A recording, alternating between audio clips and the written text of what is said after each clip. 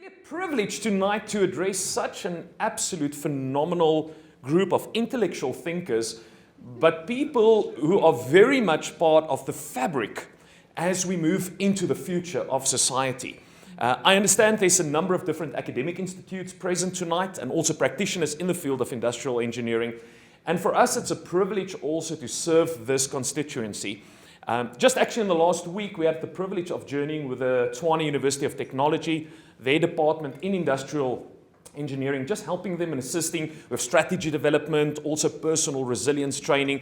And the amount that we learn also from your industry and what you guys are busy with is absolutely phenomenal. So once again, just thank you for the opportunity tonight to just share a couple of thoughts on the complexities of this phenomena that's now known as the fourth industrial revolution, or in short, just Industry 4.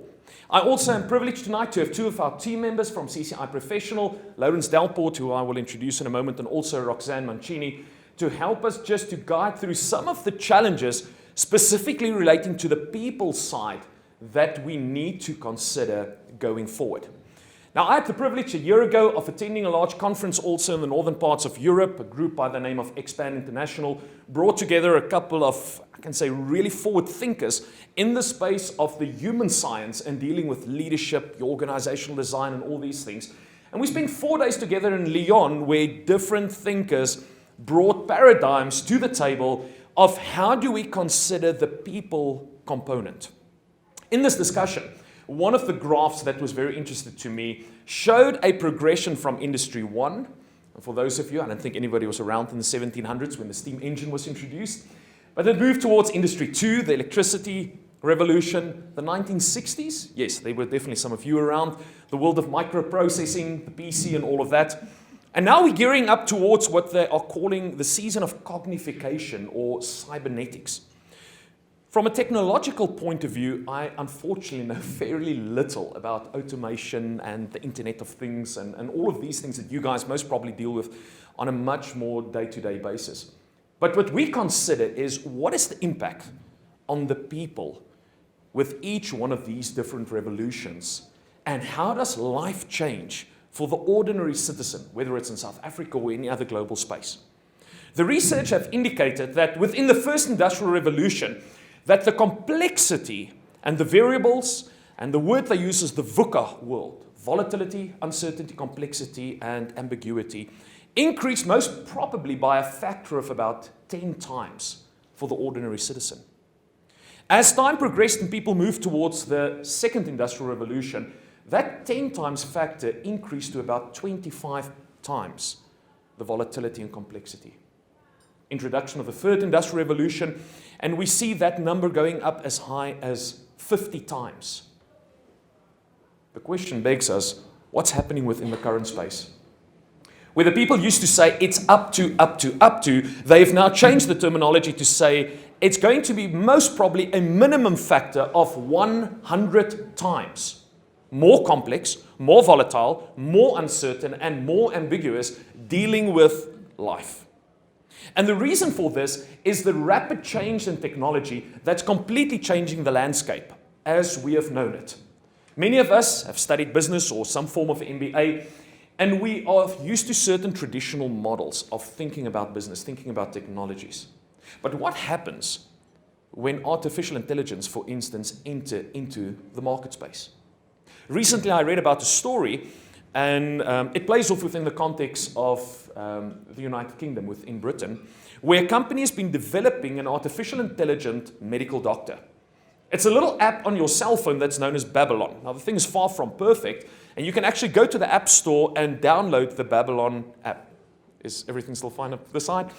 And you can go and download the Babylon app. They're busy working very hard, and they predict within the next 3 to 4 years, this app will have the ability to diagnose just about any common disease and actually prescribe Schedule 3 and Schedule 4 medication. Now think about this for a moment. First thing, we sit in a continent where medical healthcare is very difficult to access for the broad masses of our people. What would happen if every person within the context of rural South Africa has a smartphone with the Babylon app? Within 3 or 4 years from now, they can diagnose any Schedule 3 or 4 disease. Immediately the app notify a local pharmaceutical dispatch. They pick up the medication with a nice little drone, flies it out to put it at Chaba or wherever the spot might be, and within an hour or two actually delivers the medication. How would that change the landscape of our world? You see, there are some very positive things that we are looking at. Unfortunately, there's some very challenging aspects also, because right now, if you take a typical GP within the context of Britain, they say about 70 to 75% of their daily earnings is made out of diagnosing Schedule 3 and Schedule 4 diseases. So the moment this app comes out, and it allows the common citizen to actually not having to make a doctor's appointment, get in the car, on the bus, and go and see the doctor, but within 5 minutes they can actually do that, and the Uberless car picks up the medicine, I don't know, a little robot or whatever will pick it up, and come and drop it at your house. Where will that leave your average medical doctor for about 75% of their income? This is not a slow and a gradual introduction. This could happen within a space of a year. What will happen if you're a legal practitioner and you have an artificial intelligence app where you walk into courtroom, put it down, and every legal case representing your client is already on the system, and the system can statistically start predicting what the outcome should be? What about psychology? What about education? What about the world of engineering? We spend a lot of time working with consulting engineers, especially infrastructure world. What happens to the military research?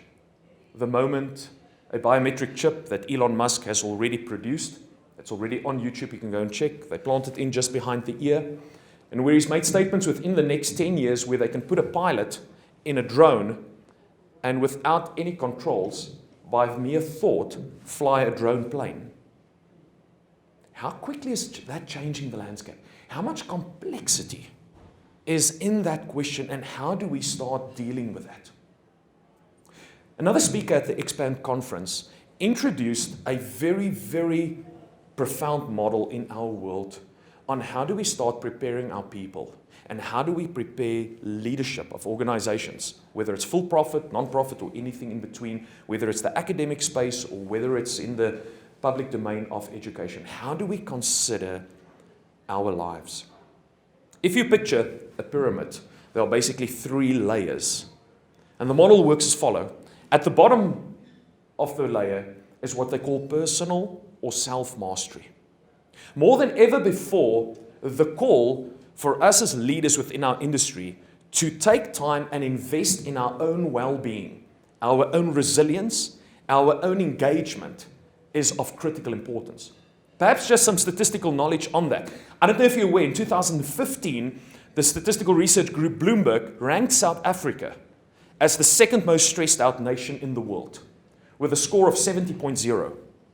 We were 0.1% off Nigeria, which at that point in time was number 1 in the world. To continue the article, the author actually made reference that there are nations in the world like Syria and Lebanon that's actively engaged in war, and they didn't even rank the top 10. Another research group, Gallup, in 2014 did a research on workplace engagement and found within South Africa only 9% of our workforce is actively engaged. 47%, let's call it half of our workforce, is actively disengaged. In other words, in plain terms, actively sabotaging the outcomes of our organization. This is but an outflow, this is but a symptom of the rapid changes that we're seeing in a global space. And for us to start considering how do we positively invest not only in my own life, but also within the context of my employees, my partners, my customers, and those who enable us, I think the call for that is greater than ever before. Unfortunately, we do call this a revolution. And in revolutions, if you study history, there's usually a lot of blood, sweat, and tears that's accompanied with that. However, we obviously want to try and minimize that. That's the first layer, and perhaps a challenge, or rather an invite, that I want to leave you tonight. How do you consider your own life? How do you consider your spouse, your partner? How do you consider your children if you take your immediate environment, and from that space also then the people that you work with, the people that you lead, how do you consider their well-being in a time when a revolution is taking place? The second layer of how do we take care of ourselves and prepare for the future is known as team mastery.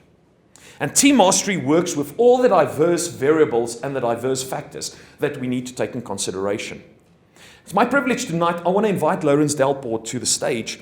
I'm going to ask Lawrence just a couple of questions. The reason I invited Lawrence here specifically, Lawrence is one of our top intellectuals within the millennial space within our organization. And more than ever before, the critical connection between the older generations, whether we call it the baby boomers or the veterans and the Gen X guys here in the middle where I also belong, how do we connect with Gen Y, Gen Z, or commonly known as the millennials? How do they look as part of our teams towards this future, and what do they bring to the table? Lawrence, welcome to stage. Let's just see if we can switch this on. Yeah, good there. Okay, I'll just give you the mic. I'm going to ask Lawrence just roughly 2 questions, because one of the critical questions in all of this is from a millennial perspective, who grew up with technology and different understanding. How do you guys understand and see this change happening? And what is kind of the positive and perhaps more to the negative things from your generational outlook in all of this? Thanks, Marcel. And from my side, thank you for having us. And it's such a pleasure to see this room filled with people. And as Marcel said, with all these intellectuals, we don't feel as smart as the rest of you, so please forgive us. But when talking about generational integration, I don't think it's a new topic for any of you. If I were to send the mic around and ask for stories where a millennial has caused you distress, I'm certain that a lot of you will be able. We have a story right there.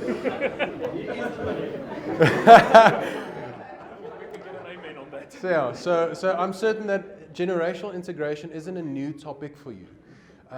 But considering generational integration within Industry 4 and what that might bring for you, I strongly believe that it's going to look different for each generation. Each generation is going to find a certain thing that the Industry 4 is going to bring to them. And I can speak for millennials that for us, I believe that Industry 4 really highlights our humanness. It is going to allow us to live the lives that we want to a very big extent, or a large extent. So just an example of that might be the fact that as millennials, we value relationships and life to the extreme. So that might mean, let me use a practical example. That might mean within organizations, if I were to play this off into organizations, within relationships in organizations, if you wanted to leverage the loyalty of a millennial, how do you leverage off relationships? And that's why I say that I think that within Industry 4, organizations can really become innovative in the way that they leverage off relationships and emphasize the humanness of their employees, especially when it comes to millennials, because a warm loyalty from millennials is extremely strong. And I am a living example of this, because he has been trying to get rid of me for the past 8 years. He's struggling, and I don't think he's going to get it right in the near future. Lawrence, you're touching on some of the practicalities of dealing with our younger generation. They have insights, they have different appetite for the change and all of these automated processes. You touched already on the fact that there's a warm loyalty, but perhaps just 1 or 2 aspects from a practical application. If we have a room full of leaders that's tomorrow, or rather Monday, walking back into their organization, what is perhaps 1 of the 2 things that they can do to really capitalize and utilize the value that's locked up into this younger generation that's part of their organizations? Definitely. I think the 4th Industrial Revolution really excites me. And I think I can speak for any millennial. I can speak for any generation, really. But when sitting in a room full of people that have a say in what goes on in the organization, a lot of the times it feels that we do not have a voice. I think the systems are sometimes too rigid to allow us to have a voice and really have input into what is going to happen in the organization. But with 4IR, or the Fourth Industrial Revolution, if you look at it, a lot of the AI systems that are being written by people sub 30. So we have a lot to contribute when it comes to technology, especially in organizations. And we'd love to have a voice in that within an executive room. Thank you very much. That is quite helpful to us to consider all of this. A second connection. Thank you. Right. For example. If you give them the mic, they will definitely take an opportunity for this. A second component on the team mastery is not only looking, if I can call it, the vertical connection between age categories, but we also need to consider the horizontal connection of diverse factors. Whether that diversity comes in culture, whether it's religion or belief, whether it is different nationalities, whether it is gender, or whatever variable on a horizontal level we need to consider at, all of these diversity elements have got a significant impact on how we consider our businesses. Research that's recently been published is putting South Africa arguably at most probably the most culturally diverse nation in the world, with Britain and the USA very, very close on our heels. But there's one fundamental difference between us and all of those countries. We are the only country in the world that fundamentally have got two different worldviews in one nation. We have both the African, which is our dominant worldview in South Africa, and we've got a Western worldview that's trying to integrate with each other.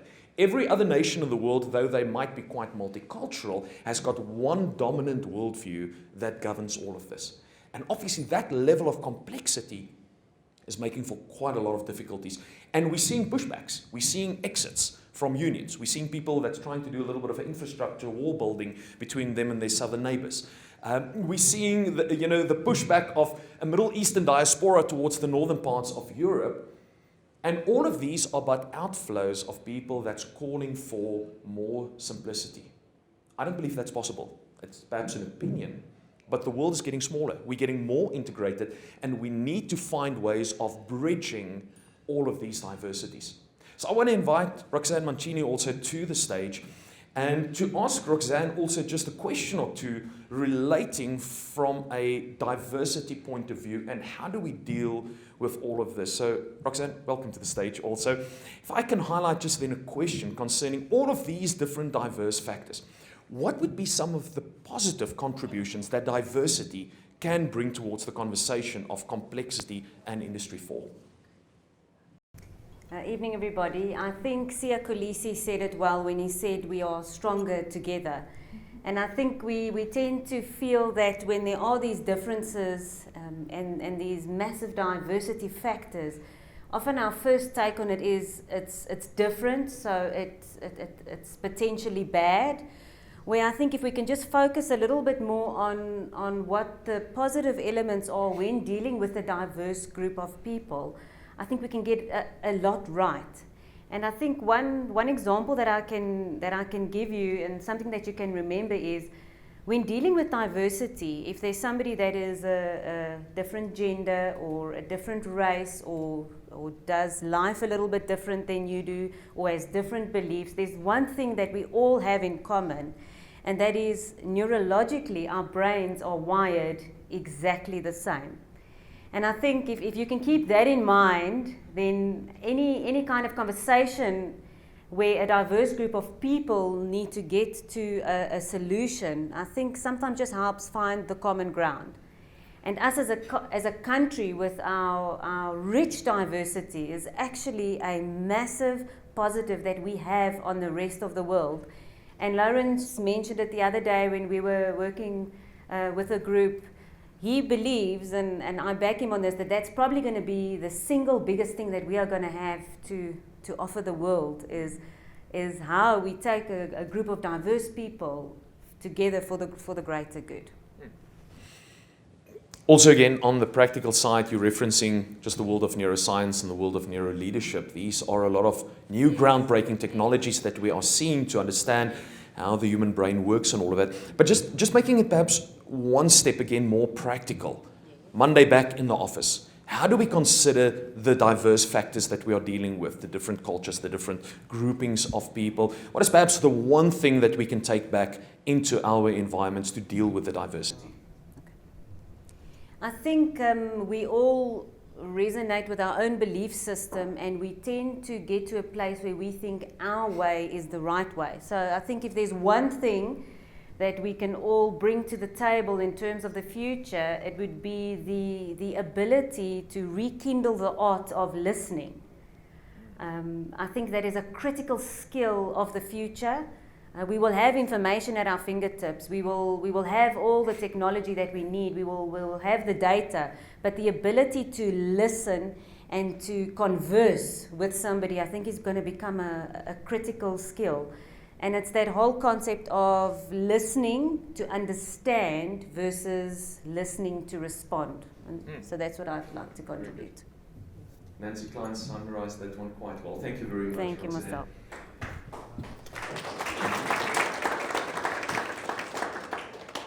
We've spoken about the bottom of the pyramid, the definite call for self and personal mastery in a season like this. We can talk about team mastery. How do we deal with the vertical and the horizontal kind of factors in our company? But finally, we get to the organizational level. And I'm working from assumption that most of you in here either is in a position of influence, whether it's through shareholding or a board membership or executive, or at least that the work that you are doing in many cases is dealing with the structures of organizations and thinking about the systems and all of this. We need new technologies that not only help us with the day-to-day operational things, we need ways of thinking about the organization itself in a different way. And as much as the industrial revolutions, when we go back again to the first one, has brought significant contributions to the field and the well-being of humanity, from the human perspective, unfortunately, there's been a couple of downsides to it. If you go pretty much the mid-1700s, you would never have thought of a human being in terms of a resource to a machine. The concept of HR, of human resourcing, was only birthed within the context of the first industrial revolution. Prior to that, the value we placed on a human being compared to the work or the craft that was done outside of the house, whether it was agriculture or perhaps a blacksmith or a fisherman, was two very different things. When the first industrial revolution came in and people had to go to a factory or to a place to work, man and machine got equated to each other very quickly. But the man tired out. So we give him a little bit of TLC, but somewhere along the line they became absolute and we just spit them out as another part that we disregard that's no longer functioning. And unfortunately, that negative spin-off of humans just being a resource for the last 250 years within modern industry, unfortunately, in most environments, have been tagging along. But what we are seeing, and Lawrence already hinted towards something like that, is the fact that the new generation and how we're looking towards the future are busy challenging fundamental paradigms of how we view an organization. No longer being a cold place or just a cold system, but a warm, breathing, living thing that's perhaps closer to an organism than just an organization. And to give you a couple of examples, how many biological terms have we seen in the last 10, 20 years entered into the organizational space? We're talking about organizational culture. Culture is a human thing. We talk about organizational values, organizational beliefs. All of these terms and ideas that's introduced into the organism is trying to communicate something to say, listen, we don't just go there and do a certain work or production, but it becomes an extension of who we are. And those workplaces must be conducive for life to flourish. More and more within the medical industry, we're seeing this fundamental shift to what they call restorative care. I get sick, go to the doctor prescribes a bunch of pills, towards where groups like Discovery and their vitality system is moving towards what they call the preventative care. Because Discovery as a listed group has figured out it's much cheaper keeping their clients healthy than actually paying the doctor's bill. So they will pay for my Kalula flights, they'll pay for my smoothies at Virgin Active, they'll pay for my running shoes, they'll pay for my kids to go to the movies for free, etc., etc., etc., because these things contribute to the well-being of my body. And when my body, and specifically the cells in my body, is healthy, it makes me healthy. When we start looking at the organization from that paradigm and say, we're not so much interested anymore in finding the sick organization and how do we restore it, but rather our game is how do we find the healthy organization and we keep its health. What is the cells of the organization? Each one of us and all the employees. When the people are healthy, the organization will be healthy. When the people are resilient, the organization will be resilient.